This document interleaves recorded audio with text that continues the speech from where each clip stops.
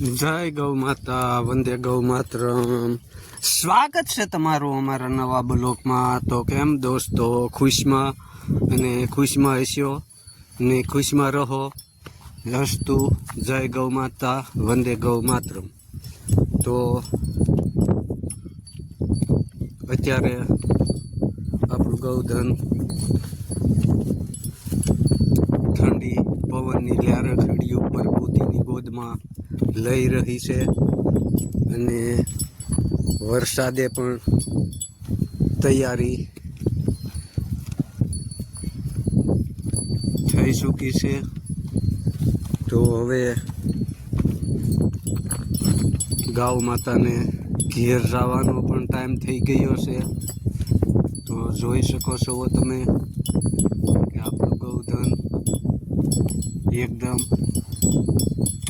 શાંત વાતાવરણ અને નેચરલી પ્રકૃતિની ગોદમાં ઘાસ સારો ગ્રહણ કરી રહ્યું છે. સૌની રીતે ગુંદરના સાઈડ સામેનું ગામ એ ગુંદરના.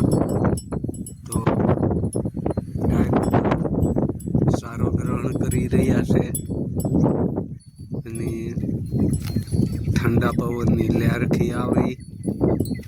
તો આ આપણું ગૌધન અને પ્રકૃતિ ત્રિવેણી સંગમમાં અને મળતા તો માતાજીના આશીર્વાદ પણ લઈ રહ્યા છે.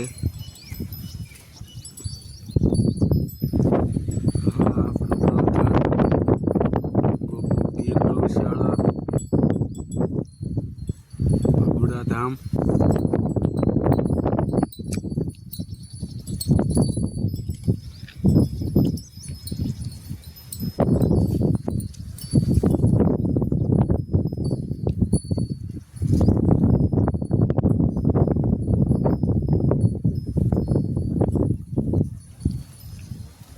કાળી ઘેરી વાદળી એકદમ સડી ગઈ છે. બહુ સંભાવના નહીં, ઘણો દૂર વરસાદ છે.